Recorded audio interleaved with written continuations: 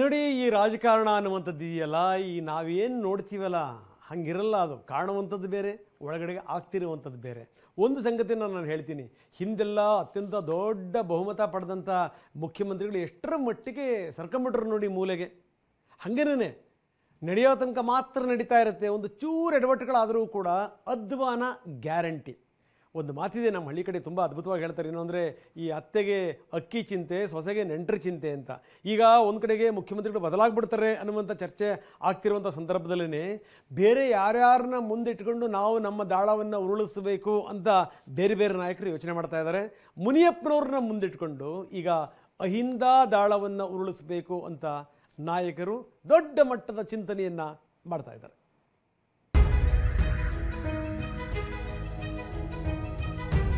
ಮುಂದಿನ ದಲಿತ ಮುಖ್ಯಮಂತ್ರಿ ಮುನಿಯಪ್ಪ ಸಾಹೇಬರಿಗೆ, ಮುಖ್ಯಮಂತ್ರಿ ಮುನಿಯಪ್ಪ ಸಾಹೇಬರಿಗೆ, ಮುಂದಿನ ಮುಖ್ಯಮಂತ್ರಿ ಶ್ರೀ ಅಣ್ಣನಿಗೆ ಜೈ, ಅಣ್ಣನಿಗೆ ಜೈ.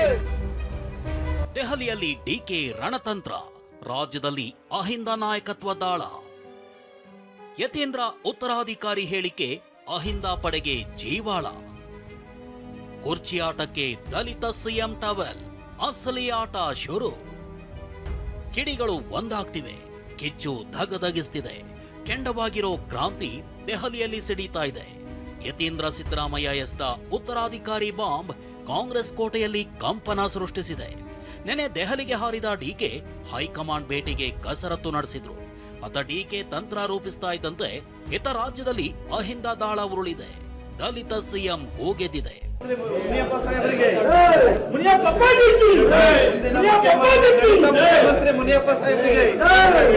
ಯತೀಂದ್ರ ಉರುಳಿಸಿರೋ ಅಹಿಂದ ನಾಯಕತ್ವದ ದಾಳ ದೆಹಲಿ ಮಟ್ಟದಲ್ಲಿ ವರ್ಕ್ ಆಗಬಹುದು ಅನ್ನೋದು ಸಿದ್ದರಾಮಯ್ಯ ಮತ್ತವರ ಟೀಮ್ನ ಲೆಕ್ಕಾಚಾರ.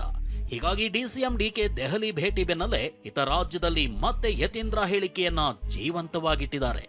2-3 ದಿನದಲ್ಲಿ ಸತೀಶ್ ಜಾರಕಿಹೊಳಿ, ಪರಮೇಶ್ವರ್, ಎಚ್.ಸಿ. ಮಹದೇವಪ್ಪ ಸಭೆ ಸೇರಲು ನಿರ್ಧರಿಸಿದ್ದಾರೆ. ಈ ಮೂಲಕ ನಾವಿದ್ದೀವಿ ಅನ್ನೋ ಸಂದೇಶ ರವಾನಿಸೋಕ್ ಮುಂದಾಗಿದ್ದಾರೆ. ಇವತ್ತು ಕೂಡ ಅಹಿಂದ ನಾಯಕತ್ವದ ಬಗ್ಗೆ ಮಾತನಾಡಿರೋ ಸತೀಶ್, ಅಹಿಂದ ವಿಷನ್ ಮುಂದುವರಿಯುತ್ತೆ ಅಂದಿದ್ದಾರೆ. ಮಳವಳ್ಳಿ ಶಾಸಕ ನರೇಂದ್ರ ಸ್ವಾಮಿ, ರಾಜ್ಯದಲ್ಲಿ ಅಹಿಂದ ಉಳಿಬೇಕು, ಕಾಂಗ್ರೆಸ್ನ ಮೂಲ ಸಿದ್ಧಾಂತವೇ ಅಹಿಂದ, ಯಾರು ಅಪಸ್ವರ ಎತ್ತೋಂಗಿಲ್ಲ ಅಂದಿದ್ದಾರೆ. ನಾವು ಅಹಿಂದ ಪಾರ್ಟಿನೇ ಮುಂಚೆಯಿಂದ 30 ವರ್ಷದಿಂದ ನಾವು JDS ಇದ್ದಾಗ ಅಹಿಂದ ಪಾರ್ಟಿ, ಕಾಂಗ್ರೆಸ್ ಬಂದ್ಮೇಲೆ ಅಹಿಂದ ಪಾರ್ಟಿ ನಾವು. ಸೊ ಅದರಲ್ಲಿ ನಾವು ಹೊಸದಾಗಿ ಸೇರೋಂಥದ್ದೇನಿಲ್ಲ. ಅದರಲ್ಲಿ ಅವರು ಸಿದ್ದರಾಮಯ್ಯ ಇದ್ದಾರೆ, ಮಾದೇವಪ್ಪನಿದ್ದಾರೆ, ಪರಮೇಶ್ವರ್ ಇದ್ದಾರೆ, ಖರ್ಗೆ ಎಲ್ಲರೂ ಇದ್ದ ಪಾರ್ಟಿ. ಅದರಲ್ಲಿ ಇಂಟ್ರೆಸ್ಟ್ ಇಲ್ಲ. ಸೊ ಅದನ್ನು ಮುಂದೆ ಕೂಡ ಅದೇ ವಿಷನ್ ಇದ್ದೇ ಇರ್ತದೆ. ಅಹಿಂದ ಅದು ಸಪ್ರೇಟ್ ಪಾರ್ಟಿ ಬಿಟ್ಟು ಅಥವಾ ಸರ್ಕಾರ ಬಿಟ್ಟಿರುವಂಥ ಒಂದು ಸಂಘಟನೆ. ಅದ್ರ ಬಗ್ಗೆ ಹೇಳಿದ್ದಾರೆ, ಅದೇ ಹೇಳಿದ ಅದ್ರ ಪಾರ್ಟ್ ಅಂತ ಇದ್ದೇವೆ ನಾವು. ನೋಡಿ, ಅಹಿಂದ ಚಳುವಳಿಯ ಭಾಗದಲ್ಲಿ ನಾನು ಒಬ್ಬ. ಯಾಕೆಂದ್ರೆ ನಾವು ಆ ಕಾನ್ಸೆಪ್ಟ್ನ ಒಪ್ಪಿ ಸಿದ್ದರಾಮಯ್ಯನವ್ರ ಜೊತೆ ಬಂದವರು ನಾವು. ಇವತ್ತು ಅಹಿಂದ ಮೂವ್ಮೆಂಟು ಈ ರಾಜ್ಯದಲ್ಲಿ ಉಳಿಬೇಕು. ರಾಷ್ಟ್ರದಲ್ಲಿ ಕಾಂಗ್ರೆಸ್ನ ಮೂಲ ಸಿದ್ಧಾಂತನ ಅಹಿಂದ ಸಿದ್ಧಾಂತ.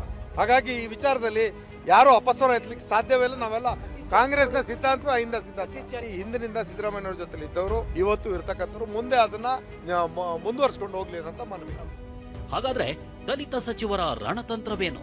ಅಹಿಂದ ಅಸ್ತ್ರವನ್ನ ಜೀವಂತವಾಗಿಡಲು ಸಿಎಂ ಟೀಮ್ ಎಸ್ದಿರೋ ಬಾಣವೇ ದಲಿತ ಸಿಎಂ ದಾಳ. ಸಮರ್ಥರಿದ್ದಾರೆ, ಅರ್ಹತೆ ಇದೆ, ಅದರಲ್ಲಿ ಏನ್ ತಪ್ಪಿದೆ? ಮುನಿಯಪ್ಪನವರು ಮುಖ್ಯಮಂತ್ರಿ ಆದ್ರೆ ನಾನು ಸಂತೋಷ ಪಡೋದು. ಯಾಕೆಂದ್ರೆ ನಾವೆಲ್ಲ ಒಂದು ವರ್ಗಕ್ಕೆ ಸೇರಿದ್ದೇವೆ, ಆದ್ರೆ ಆ ವರ್ಗಕ್ಕೆ ಅವಕಾಶ ಸಿಗ್ತಲ್ಲ ಅನ್ನುವಂಥದ್ದು ಸಂತೋಷ ಆಗುತ್ತೆ. ಸುಮಾರು ಸಾರಿ ಹೇಳಿದಾಗ ಅವಕಾಶ ಸಿಕ್ಕರೆ ಒಳ್ಳೇದಂತ ನಾವು ಹೇಳಿದ್ದೀವಿ, ಹಿಂದೆಲ್ಲರೂ ಹೇಳಿದ್ದಾರೆ. ಸೊ ಅಂತಿಮವಾಗಿ ಯಾರು ಮಾಡಬೇಕು, ಯಾವ ಸಮುದಾಯ ಮಾಡಬೇಕು, ಯಾರು ಮಾಡಿದ್ರೆ ಕಾಂಗ್ರೆಸ್ಗೆ ಒಳ್ಳೇದು ಅನ್ನೋದ ತೀರ್ಮಾನ ಮಾಡೋದು ವರಿಷ್ಠರು ಮಾತ್ರ. ಒಬ್ರು ದಲಿತರು ಮುಖ್ಯಮಂತ್ರಿ ಆದ್ರೆ ಏನ್ ತಪ್ಪಿದೆ? ಸಂತೋಷ ಪಡ್ಬೇಕಲ್ವಾ? ಸಂತೋಷ. ಎಲ್ಲ ಹೈಕಮಾಂಡ್ ಯಾರಿಗೆ ಬೇಕು ಅವ್ರಿಗೆ ತೀರ್ಮಾನ ಮಾಡ್ತಾರೆ. ದಲಿತ ಸಿಎಂ ಚರ್ಚೆ ಬರೋದಕ್ಕೂ ಕಾರಣ ಇದೆ. ಅದೇನು ಅಂದ್ರೆ, ಸಿಎಂ ಕುರ್ಚಿ ಆಟದಲ್ಲಿ ದಿನಕ್ಕೊಂದು ನಾಯಕರ ಹೆಸರು ಸಿಎಂ ರೇಸ್ನಲ್ಲಿ ಮುನ್ನೆಲೆಗೆ ಬರ್ತಿದೆ. ಉತ್ತರಾಧಿಕಾರಿ ಹೇಳಿಕೆ ಚರ್ಚೆಯ ಬೆನ್ನಲ್ಲೇ ದಲಿತ ಸಿಎಂ ದಾಳ ಉರುಳಿದೆ. ಮುನಿಯಪ್ಪ ಸಮರ್ಥರಿದ್ದಾರೆ, ಅರ್ಹರು ಇದ್ದಾರೆ ಅಂದಿರೋ ಪರಮೇಶ್ವರ್ ಮುಂದಿನ ಸಿಎಂ ವಿಚಾರವಾಗಿ ದಲಿತ ಕಾರ್ಡ್ ಪ್ಲೇ ಮಾಡಿದ್ರ ಅನ್ನೋ ಚರ್ಚೆ ಶುರುವಾಗಿದೆ. ನಾಯಕರ ದಲಿತ ಸಿಎಂ ರೇಸ್ ಕುರಿತ ಹೇಳಿಕೆ ಹಿಂದಿನ ರಹಸ್ಯವೇನಂದ್ರೆ, ಗೊಂದಲ ಮುಗಿಲು ಮುಟ್ಟಿದ್ರೆ ಅವಕಾಶ ಸಿಗಬಹುದು ಅನ್ನೋ ನಿರೀಕ್ಷೆ. ಹಾಗೆ ಕೆಲವರಿಗೆ ಸಿಎಂ ಸ್ಥಾನದ ಅವಕಾಶ ಸಿಗಬಹುದೆಂಬ ಲೆಕ್ಕಾಚಾರವಿದೆ. ಇದೇ ಕಾರಣಕ್ಕೆ ದಿನಕ್ಕೊಂದು ಕಾರ್ಡ್ ಪ್ಲೇ ಮಾಡ್ತಿದ್ದಾರೆ. ಈ ರೇಸ್ ಬಗ್ಗೆ ಪ್ರತಿಕ್ರಿಯಿಸಿರೋ ಸಿಎಂ, ಸ್ಪರ್ಧೆಯಲ್ಲಿ ಯಾರು ಬೇಕಾದ್ರೂ ಇರಬಹುದು, ಅಂತಿಮವಾಗಿ ಹೈಕಮಾಂಡ್ ತೀರ್ಮಾನ ಮಾಡಬೇಕು ಅಂದಿದ್ದಾರೆ. ಪ್ರಜಾಪ್ರಭುತ್ವದಲ್ಲಿ ಸ್ಪರ್ಧೆಯಲ್ಲಿ ಇರೋರಿಗೆ ನಾವು ತಪ್ಪಿಸಕ್ಕಾಗೋದಿಲ್ಲ, ಸ್ಪರ್ಧೆಯಲ್ಲಿ ಇರಬೇಡಿ ಅಂತೂ ಹೇಳಕ್ಕಾಗಲ್ಲ. ಪ್ರಜಾಪ್ರಭುತ್ವ ಹಕ್ಕು ಅವ್ರದ್ದು. ನಾನು ಚೀಫ್ ಮಿನಿಸ್ಟರ್ ಅಭ್ಯರ್ಥಿ ಕ್ಯಾಂಡಿಡೇಟು ಅಂತ ಹೇಳ್ಕೊಳ್ಳಿಕ್ಕೆ ಅಂತಿಮವಾಗಿ ಹೈಕಮಾಂಡ್ ತೀರ್ಮಾನ ಮಾಡಿ.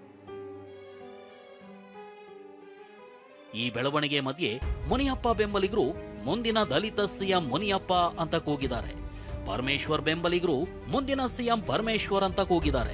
ಮುಂದಿನ ದಲಿತ ಮುಖ್ಯಮಂತ್ರಿ ಮುನಿಯಪ್ಪ ಸಾಹೇಬರಿಗೆ, ಮುಂದಿನ ಮುಖ್ಯಮಂತ್ರಿ ಶ್ರೀ ಅಣ್ಣನಿಗೆ ಜೈ, ಅಣ್ಣನಿಗೆ ಜೈ. ಕಾಂಗ್ರೆಸ್ ಮನೆಯ ದಲಿತ ಸಿಎಂ ಕೂಗಿನ ಬಗ್ಗೆ ಪ್ರತಿಕ್ರಿಯಿಸಿರೋ ಛಲವಾದಿ ನಾರಾಯಣಸ್ವಾಮಿ, ಕಾಂಗ್ರೆಸ್ ದಲಿತ ನಾಯಕರಲ್ಲಿ ತಾಕತ್ತಿಲ್ಲ, ತಾಕತ್ತಿದ್ರೆ 20 ವರ್ಷದ ಹಿಂದೆನೆ ಸಿಎಂ ಆಗ್ತಿದ್ರು ಅಂತ ಕಾಲೆಳೆದಿದ್ದಾರೆ.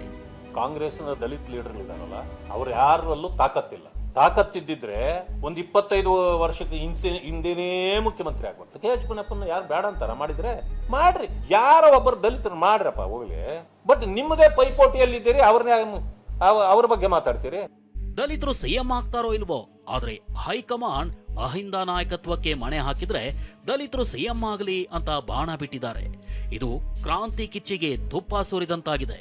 ಕುರ್ಚಿ ಆಸೆ ಹೊತ್ತಿರೋರ್ಗೆ ಮತ್ತೊಂದು ಸವಾಲು ಎದುರಾಗಿದೆ. ಪ್ರಸನ್ನ ಜೊತೆ ಈರಣ್ಣ, TV9 ಬೆಂಗಳೂರು.